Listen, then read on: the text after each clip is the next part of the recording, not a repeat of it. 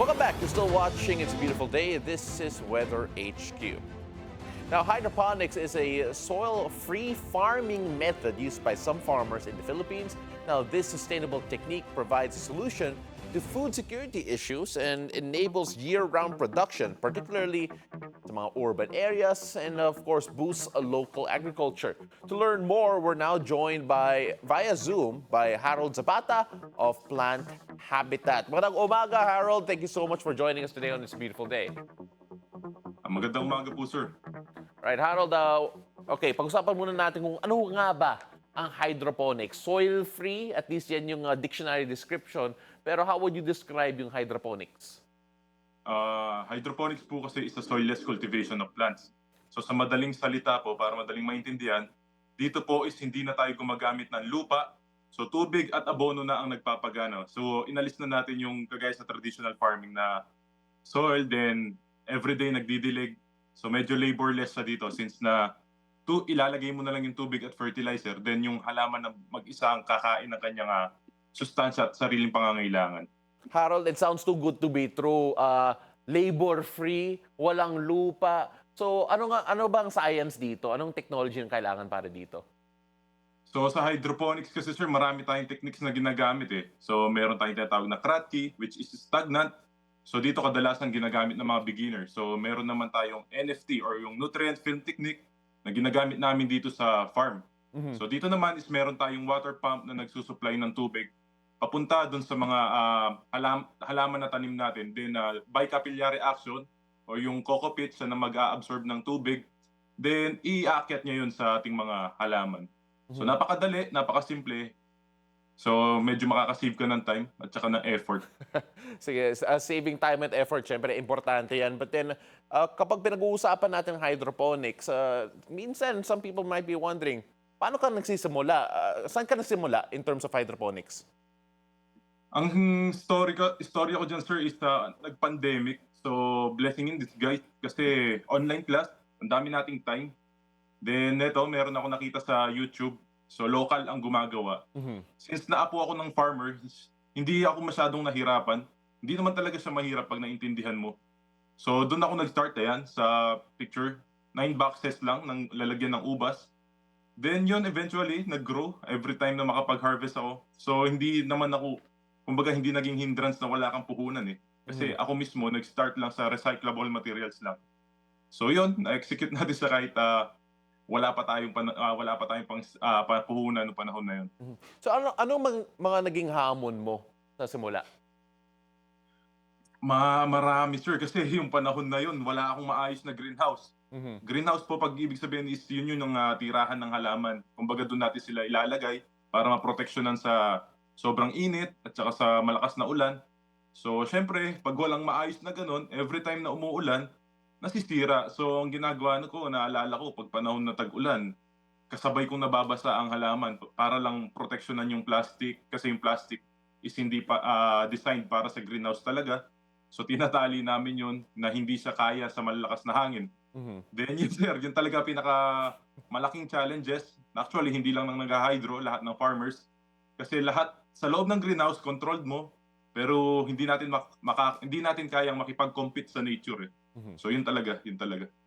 Alright, so now we have an idea kung paano ka nagsimula sa hydroponics, and of course, not a lot of people nagsisimula sa pandemic, tinutuloy after the pandemic yung mga hobby nila or at least yung mga pinapick up nila na trabaho. But then, you now have Plant Habitat. Ano nga ba ang Plant Habitat? Paano ito nagsimula? Si Plant Habitat kasi sir, dinesign ko talaga siya para, yun nga, iangat yung pangalan ng magsasaka. Since na apo ako na magsasaka, yun nga, nakita ko na yung lolo ko, hindi niya ako kinonvince na maging farmer. Pero since na Gen Z tayo, so talamak ang social media, nakikita natin yung mga posting ng iba. So parang sabi ko, ang ganda nitong farming eh. Lagyan lang ng konting twist. And eventually, baka ito kasi yung ito yung potential na paggaan natin since nawawala na yung agricultural land. So ito yung modern farming kasi ito eh. Ito na ang modern farming. So lahat nako-convert na into industrial. Alam naman natin, yung mga buildings, pag tinayo is parang Lego na lang. Napakabilis. So napakabilis din ng development. Ang cons nun is nawawala yung mga taniman. So maybe 3 to 5 years from now, baka kumonti na lang ang magsasaka. So si Plant Habitat is yung isa siguro na advocacy ko, isa palaganapin since na ang lolo ko hindi ako kinonvince, malamang ang lolo din ng iba hindi na iko-convince yung mga apo nila na magsaka. Mhm. So ano mangyayari pag ganun? Mawawala ang magiging interesado na nangyayari talaga ho. Kumukonti ang farmers po ngayon, pero ito ang solusyon. Hydroponics farming since na hindi na tayo magbubungkal, hindi na tayo masyadong mabibilad. So, konti lang din ang mako-consume niyang time. So, fit na fit 'to para sa mga generation namin ngayon. So masasabi mo ba ito yung new generation ng farming? Yes, sir, yes. Oo, Ito pang po Gen talaga, Z opo. talaga. Pan-Gen Z po. Alright, so ano-ano mga produkto ninyo at serbisyo sa Plant Habitat? Since na 4 years na tayo dito, sir, meron na tayong lettuce production. Yan, nagbebenta na rin tayo ng mga harvest. So, nagtitrain na din tayo ng mga tao. May mga webinars and consultation na rin.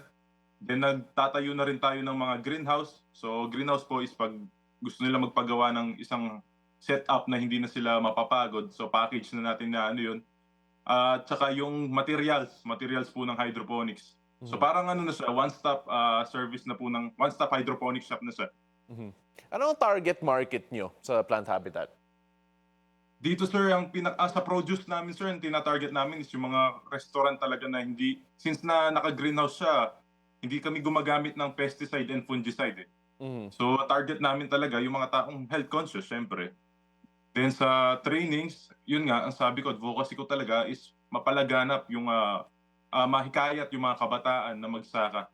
So sila talaga ang tina-target ko kasi sa may mga edad, syempre hindi na nila i-venture kadalasan yan kasi nga ayaw na nga nila. So kailangan natin kasi ng bagong generation ng farmers. Mhm. So yan ang pinakaano ko talaga, tina-target ko ngayon as of now po. Na-mention mo nung nagsimula ka, wala kang greenhouse, konti lang yung mga kahon na ginagamit mo.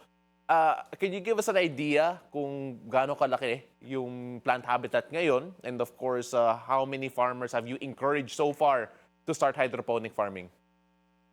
Nag-start ako, sir, sa 9 grape boxes. Ewan ko kung familiar po kayo sa 9 grape box. Yun po yung lalagyan ng ubas. Mhm. So 9 pieces lang po nun. So meron akong 72 na tanim. So 72 heads of lettuce. Mhm. Then ngayon si Plant Habitat is yung greenhouse ko na DIY, siguro mga 10 to 15 square meter lang. Yan, yun nasa ano po. Pero ngayon is nasa 1,000 na yung total area. Wow. Then meron tayong 3 greenhouses. Then sa mga na-encourage naman po, siguro, sir, marami naman na. Diyan ako makakasigurado na marami tayong na-inspire siguro. Mhm. Sana ngayon habang may nanonood, at least isa, dalawa, meron man gumawa. Okay na ako doon. Pero yan, sir, madami na tayong naturuan. Iba't ibang lugar, iba't ibang school, at iba't ibang ano rin, sir. Meron na rin tayong naturuan na sa international po. Mukhang yung mga partner ko dito, interesado sila magsimula Yes, ng yes. hydroponic farm. Pero syempre, kapag pinag-usapan natin yung hydroponic farming at urban farming, pareho ba yan? Or is it something that you feel na kailangan pa natin pag-aralan in terms of how to conduct urban farming na gamit hydroponics dito sa Manila? Yes, sir. Actually, sir, sobrang dali lang naman niya. Pag pinakinggan mo lang yung term, parang napaka-komplikado. Mhm. So yan yung, ngayon, yan yung ginagawa ko talaga. Paano siya i-simplified? Madaling matutunan, madaling maintindihan. So hindi naman kailangan masyadong theoretical pag tinuro Kasi ako po, ako din minsan, pag nag-start nakinig, hindi ko rin siya masyadong makuha pag masyadong maraming information. Mhm. So madali lang siya, sir. Kaya feel ko madali talagang gawin at kayang-kaya po. Yun po ang masisigurado ko. Hindi nakakailanganin na sinasabi nilang green thumb dito. Hindi ba na-overwhelm ng mga tao kapag sinabi mo, tuturuan ko kayo ng hydroponics? Kasi sabi mo nga, medyo scary yung term hydroponics, napaka-scientific pakinggan Yes, sir. Pero when you explain it to other people, paano mo sinisimplify? Yes, sir. Sa 4 years kasi, sir, meron lang ako mga iilan na tinanggal na pwede pa rin siyang mag-result ng maganda. Mhm. So sa sistema niya, sa process niya, meron akong iilang prosesong tinanggal, meron akong iibang parameters na tinanggal. Parameters, yun po yung sukat sa tubig para pababain nga yung cost at saka pabilisin yung trabaho. At the same time, magre-result pa rin siya ng maganda. So sa mga interesado, wag po kayong matakot. sinisigurado ko naman na kahit bata maiintindihan kung paano gawin 'to. Mhm. Kasi hindi naman siya talaga komplikado, eh. Siguro hindi lang tayo sanay sa technology talaga, 'yun siguro po. Harold, nung nagsimula ka mag-hydroponics, akalaan mo ba na ito magiging negosyo mo, ito magiging advocacy mo? Hindi talaga sir, hindi talaga. Nag-start lang siya parang hobby lang. Kaya lang nung nagtinda ako sa parking lot, eh, hindi pa talamak ang nagtatanim nun. Halos hindi ko masabi kung ako pa lang, pero nakita ko po na sold out, pinagkaguluhan. Parang meron akong na ano na etong ginagawa na 'to is malaki ang potential. Mhm. Since na pagkain siya and gulay, healthy, at the same time hindi hindi ka na masyadong magbubungkal, hindi siya tipikal na ginagawa at napakadali niya. Set and forget nga po ang ibang term. Dun sir, hindi ko rin ano, siguro blessing na lang ni Lord. Kakaano ko nag-e-expand siguro hanggang ngayon 'pag sabi nga nila 'pag pinag-connect-connect mo yung dots, isang line na pala na mahaba yan. So tuloy-tuloy lang sir, hindi ko rin na-imagine na aabot tayo sa ganitong, makapagturo tayo sa iba't ibang school. And at the same time kasi yun nga, yung sabi ko bago namatay yung lolo ko, actually hindi lang sa lolo ko, nakita ko kasi sa journey ko, sa process ko, nakamit ako ng iba't ibang farmer, iba't ibang estado, merong mataas, merong mababa, Mhm. merong alam niyo yun sir, merong hindi na inaambunan. So nakita ko ano ang hirap, sabi ko parang hindi balanse talaga. Merong masipag na hindi nako-compensate yung pagod. So feeling ko dito is, isa ako sa makakatulong 'pag eto nakaka-inspire ako ng tao, then na ma-market yung industriya namin siguro talaga. 'Yan talaga ang pinakaano ko. Kasi alam naman natin sir dati tinatawag na magsasaka lang. Mhm. So yun yung kailangan natin alisin dahil 'pag walang pagkain alam naman natin na hindi gagana talaga yung ekonomiya ng bansa. Harold, So kailangan inspiring bigyan yung talagang story. importansya ang farming talaga, lalo Harold, na ngayon sobrang sir. inspiring. Sobrang inspiring kwento mo. And of course, for those who want to reach out and reach out to Plant Habitat, how can they do so? Yan po sir, meron po tayong page na Plant Habitat. So pwede po kayo mag-message do'n. So meron naman tayong admin na sumasagot. So minsan ako din 'pag may mga tanong kayo at bakante naman, ako po mismo ang sumasagot. Then meron kaming mga event na ginagawa gaya ng free hydroponic workshop minsan.